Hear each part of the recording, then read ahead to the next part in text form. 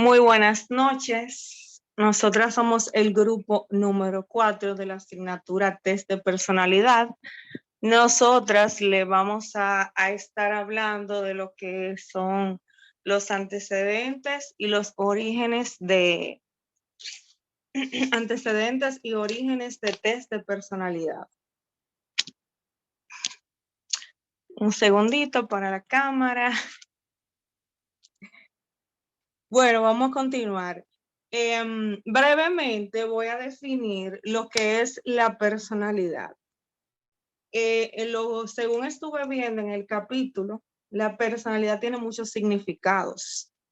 Tiene que ver con algo de misterio, según muchos actores de Hollywood, como pude leer en el capítulo, dice que tiene que ver como con misterio, pero para muchas personas la personalidad significa temperamento, es como una predisposición natural basada en lo genético para nosotros poder pensar, sentir y actuar de cierta manera. También una de las definiciones que me gustó mucho que estuve viendo en el capítulo dice que la personalidad se define como un compuesto de habilidades cognitivas que, por ejemplo, investigar, interactuar, tiene que ver con el temperamento, con el carácter y la personalidad surgió a través de las diferentes individualidades que había y manera de pensar individualmente o grupalmente. Algunos de los antecedentes que estuve viendo en este capítulo dice que la evaluación de la personalidad se desarrolló a partir de la investigación y que muchos de los antecedentes de la personalidad se encuentran en la psicología anormal y la psiquiatría. Dentro de estos antecedentes tengo breves definiciones muy importantes. Por ejemplo, como lo que es la fenomenología, no tenía conocimiento de ello y he aprendido bastante. Dice que la fenomenología estudia como la autenticidad. Entonces, es vista con seriedad por muchos hombres y famosos. También tenemos lo que es la fisionomía.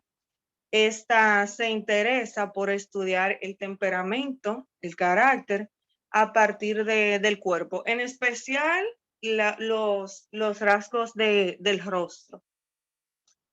También estuve investigando sobre la grafología, que esta estudia nuestra personalidad a través de nuestra escritura.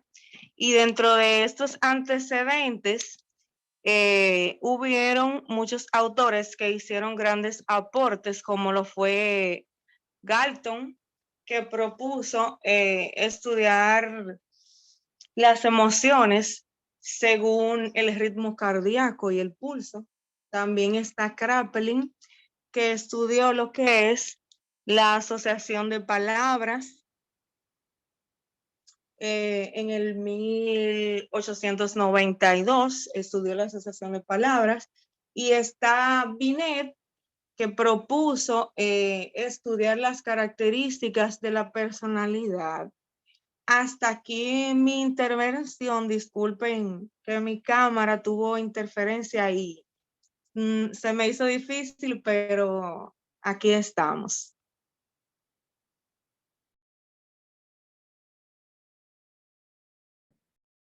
Hola, buenas noches. Mi nombre es Gabriela. Les estaré conversando sobre el tema de teorías de la personalidad.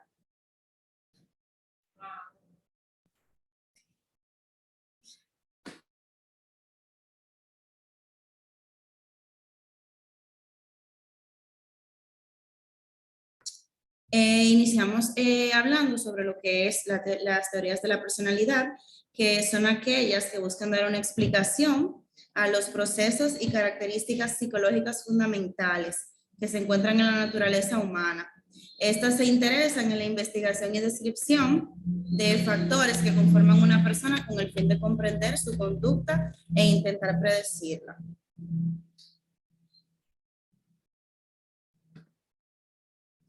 El pionero de las teorías de la personalidad fue Gordon Allport. Este fue un psicólogo estadounidense que en 1936 publicó el primer libro que trató sobre este tema y en el que sugería dos formas de estudiar la personalidad. La primera, la psicología nomotética, que estudia los comportamientos universales. La segunda, la psicología ideográfica, que estudia los rasgos psicológicos que diferencian a las personas. Desde entonces, el estudio de la personalidad ha sido planteado desde diferentes ámbitos, tanto genético como social, ambiental, etc. En ese sentido, existen teorías de la personalidad que a su vez pueden tener múltiples variantes de acuerdo a los cambios o actualizaciones sugeridas por nuevos autores o estudios. Entre las teorías de las personalidades que pude investigar están la teoría de la personalidad de Freud. Este fue propuesto por el célebre padre del psicoanálisis, que fue el austríaco Sigmund Freud, en 1856 a 1939. Esta teoría propone que la personalidad de los individuos se forma a lo largo de su historia de vida. Él dice que mediante la sumatoria de todos los objetos amados y perdidos. Está la teoría de la personalidad de Jung. Esta fue elaborada por uno de los discípulos de Freud, el psiquiatra y psicoanalista suizo, Carl Gustav Jung. Esta teoría de la personalidad de 1921 propone que ciertos arqueotipos determinan la conformación de nuestra mente, los cuales permiten la existencia de 8 perfiles posibles de la personalidad, que son el pensamiento introvertido, el sentimental introvertido, la sensación introvertido y el intuitivo introvertido. También está el pensamiento extrovertido, el sentimental extrovertido, sensación extrovertido e intuición extrovertido. La teoría de la personalidad de Carl Rogers, esta teoría propone un abordaje fenomenológico de la personalidad, es decir, en la manera de captar la realidad y asumirla como propia. Para ello, Rogers definió lo que es una persona altamente funcional, cuyas características servirían para definir los distintos tipos de personalidad que hay. De esta manera, Rogers propuso que las personalidades consistieran en combinaciones de 7 rasgos fundamentales, los cuales son la apertura a la experiencia, el estilo de vida existencial, autoconfianza, creatividad, libertad de elección, carácter constructivo y desarrollo personal. También tenemos la teoría de Allport. Esta fue propuesta por el psicólogo estadounidense, como su nombre lo mencioné anteriormente, Gordon Allport. La personalidad es la integración de un conjunto de rasgos únicos que nos distinguen de los demás, organizados en un sistema de respuestas de manera inconsciente. Intentamos usar para responder a todas las situaciones de una misma manera. Está también la teoría de los tipos. Este es uno de los enfoques más antiguos para la comprensión de la personalidad. Es la noción de categorías o tipos de gente. En esta, Galeno estaba de acuerdo con la doctrina de Hipócrates de 4 humores corporales: la sangre, bilis amarilla, bilis negra y flema. La teoría de los rasgos, si alguien te pide que describas la personalidad de un amigo o un familiar, ¿qué tipo de cosas le dirías? Seguramente pensarás en términos descriptivos, como alegre, tranquilo o decidido, entre muchos otros. Todos estos términos representan los rasgos. Pero en realidad, ¿qué son los rasgos de personalidad? Bueno, un rasgo es una característica relativamente estable de la personalidad que hace que la persona se comporte de cierta manera. La teoría de los rasgos de la personalidad es una de las principales áreas teóricas en el estudio de la personalidad. Continuamos con mi compañera Marlene, que le estará hablando de la continuidad de este tema. Bien, buenas noches. Como dijo mi compañera, le estaré hablando sobre la continuidad de las teorías de la personalidad y comenzaré explicándoles sobre la teoría psicoanalítica de Freud. Freud sostenía que para que un niño prosiga el desarrollo psicosexual después de la etapa fálica al periodo de latencia de relativa inactividad sexual durante la niñez media, el complejo de Edipo debería de ser resuelto, era lo que él planteaba, o reprimido. No obstante a esto, en la mayoría de los casos es resuelto cuando el niño aprende a identificarse con el padre. Es decir, el niño trata de actuar como él. Aclarando un punto aquí y de manera recordatoria, el complejo de Edipo es un conjunto de sentimientos inconscientes adquiridos por experiencias vividas en la infancia y que influyen sobre todo en lo que es la personalidad.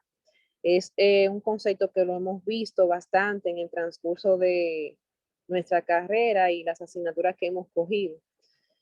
No obstante a esto, Freud fue uno de los primeros pioneros teóricos de la personalidad en reconocer que el niño es el padre del hombre, que la privación y el conflicto en la niñez pueden tener efectos persistentes en lo que es la personalidad. No obstante a esto, sus seguidores tuvieron razón correcta en enfatizar la existencia de la sexualidad infantil y su importancia para el desarrollo de la personalidad. En cuanto a la teoría fenomenológica, producto de una tradición filosófica que enfatiza el análisis de la experiencia inmediata, personal y subjetiva, los teóricos fenomenológicos sostienen que los teóricos de los rasgos y otros que intentan dividir la personalidad en un conjunto de componentes cometen una injusticia con su organización integrada y dinámica. En consecuencia, los teóricos fenomenológicos han sido criticados, de los enfoques psicoanalíticos de rasgos y factores conductuales para la comprensión de la personalidad.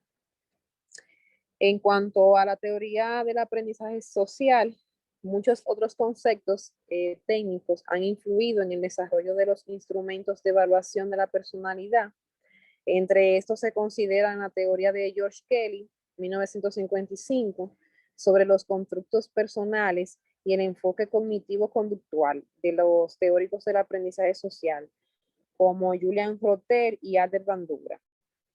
En cuanto a la teoría de Rotter, la primera teoría del aprendizaje social expuesta como tal fue la de Julian Rotter, 1954, quien intentó integrar la posición conductual tradicional sobre el papel del reforzamiento en el aprendizaje con las conceptualizaciones cognitivas de Kurt Lewin y otros teóricos de campos. Rotter, no obstante a esto, no fue el primero en advertir que la mayor parte de la conducta humana se aprende en un contexto social, pero hizo un esfuerzo más consistente que sus procesores por desarrollar una teoría sistemática sobre la forma en que se lleve a cabo este proceso. En cuanto a la última teoría, que es la teoría del aprendizaje por observación de Bandura, esta teoría es más importante para el desarrollo de las teorías o de las técnicas, mejor dicho, destinada a la modificación de la conducta inadaptada que para influir en el daño de instrumentos de evaluación de la personalidad. De acuerdo con el autor o el pionero Bandura, la agresión y los temores, tanto la conducta de tipo sexual y muchas otras reacciones emocionales y de estilos, se aprenden mediante lo que es la observación y el modelado. Bandura enfatizó el hecho de que el aprendizaje y la conducta son mediadores por las percepciones y las cogniciones. Hasta aquí mi parte, la compañera que sigue. Buenas noches, mi nombre es Eliana Rosa. Trataré sobre el subtema uso y abuso de la evaluación de la personalidad. En este trataré sobre los problemas éticos que entre los métodos usados en la evaluación de la personalidad están las observaciones, las entrevistas, la escala de calificación, listas de verificación, inventarios y técnicas proyectivas. En ocasiones, esos métodos han sido mal aplicados por personas no capacitadas o sin ética, lo que resulta una marca negra para las pruebas psicológicas como un todo. El efecto de Forer enfatiza que es la observación de que los individuos dan altos índices de acierto de descripciones de su personalidad que supuestamente han sido realizadas específicamente para ellos. En este caso, ahí está en la imagen donde postula el efecto de Van.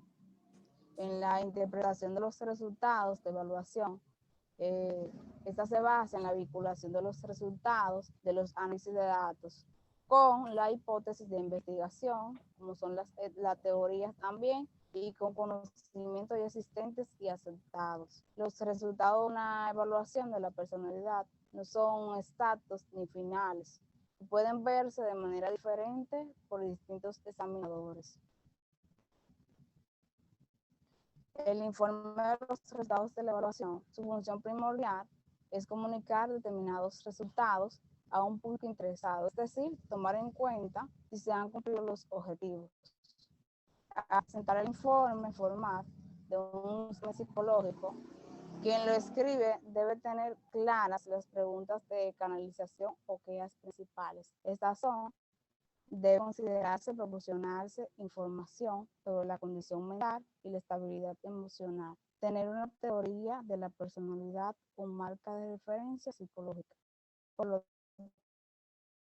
tanto, debe tener el informe de redactarse de forma concisa,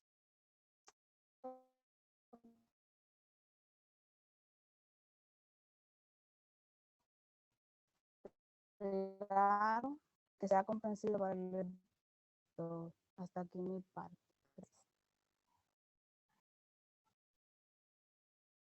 Lo dejo con mi otra compañera, el otro subtema.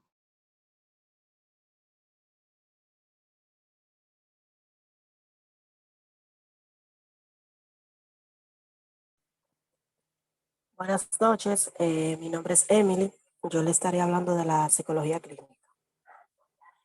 Muchos psicólogos clínicos tienen como objetivo identificar y diagnosticar trastornos de la conducta. Y para planear estos tratamientos necesitan una variedad de escenarios, como oficinas privadas, clínicas, hospitales de salud mental, escuelas, etc. Los psicólogos clínicos son llamados para realizar las evaluaciones en estos lugares con el propósito de diagnosticar, dar tratamiento y ubicación residencial.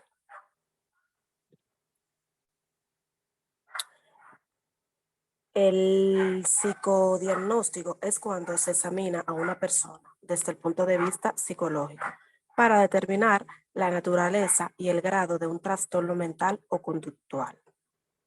Tradicionalmente, la persona que hace el psicodiagnóstico observa, entrevista y prueba al paciente para determinar la presencia o ausencia de síntomas psicológicos y físicos. Luego se comparan los síntomas del paciente con los estándares de la conducta anormal y ahí determinar a qué categoría del trastorno se ajusta el paciente. Sin el debido entrenamiento y experiencia, se puede cometer errores al momento de emitir estos diagnósticos. Las conferencias de casos clínicos. Para ocurrir antes o después de una evaluación psicológica y cuando van dirigidas a personas que desconocen este lenguaje psicológico, como lo puede ser el padre de un paciente, se le debe dar los resultados y conclusiones en un lenguaje que éste pueda comprender. Hasta aquí mi parte, lo dejo con mi compañera siguiente.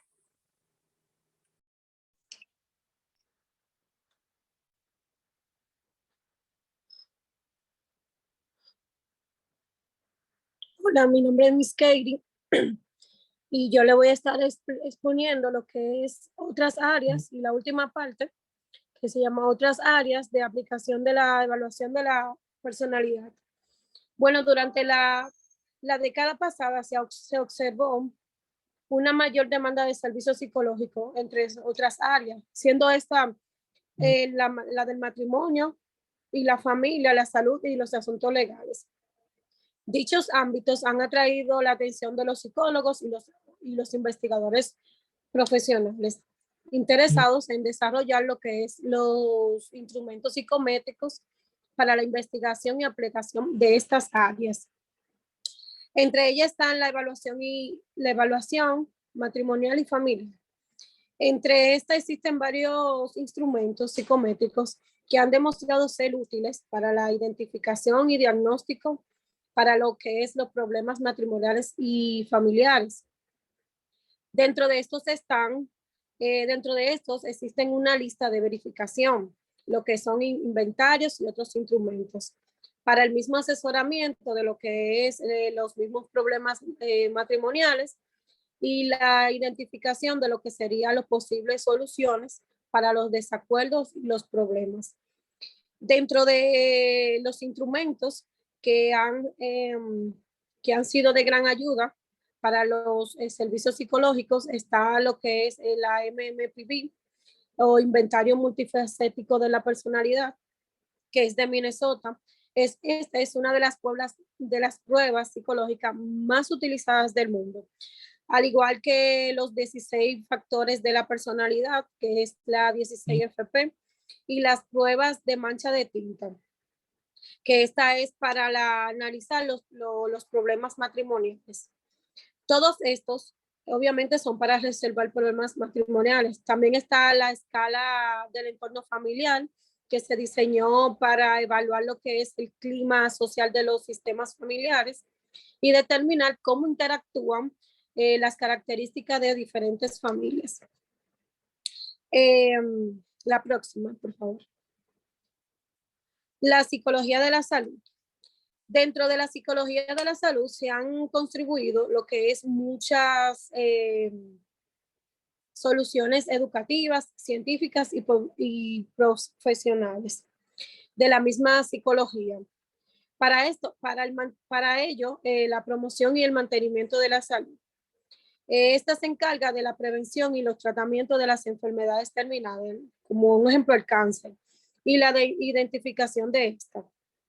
Los psicólogos son llamados no solo para identificar los factores relacionados con estas condiciones médicas, sino para ayudar a diagnosticar los trastornos específicos. También sirven para auxiliar en lo que es la planeación de tratamientos y intervenciones de lo que es procedimientos quirúrgicos y las personas sí que están enfermos de cáncer. En este campo también de la medicina, interviene lo que es su especialidad de medicina del comportamiento, que es una especialidad que se ha encargado de significativamente de dar lo que es tratamientos y manejo a pacientes con técnicas de modificación de lo que es la conducta y otros procedimientos. El estrés, que es una de los instrumentos o palabras comerciales que se ha utilizado mucho para lo que es este trastorno, porque así se le llama. Entre existen varios inventarios, lo que es el inventario de estrés cotidianos, el índice de estrés de los padres, el índice del estrés de los padres y el inventario de recursos para los enfrentamientos, entre otros. Al igual de está la toxicología de comportamiento, que es el que se ocupa para la evaluación del desempeño en lo que es las circunstancias de ambientales adversas. La próxima. La psicología legal. Esta se interesa más lo que es los aspectos de la ley y en ella su cumplimiento. Los psicólogos son los empleados que se encargan para regular lo que son los procesos clínicos y los procesos clínicos dentro de lo que es la psicología legal. Allí se pueden usar lo que son pruebas y cuestionarios para los procedimientos del personal y esta se encarga de hacer cumplir la ley. Y también la psicología legal es una rama también de la psicología forense, que esta se interesa sobre todo en la evaluación de los acusados de juicios, al igual le dan esos inventarios para lo que es enfrentar un juicio y en caso de que sean reincidentes, Hasta aquí mi parte y esta fue nuestra exposición. Muchas gracias por su atención. Fuimos el grupo 4 de la asignatura Teoría de la Personalidad con la maestra Ibelice Rodríguez. Buenas noches.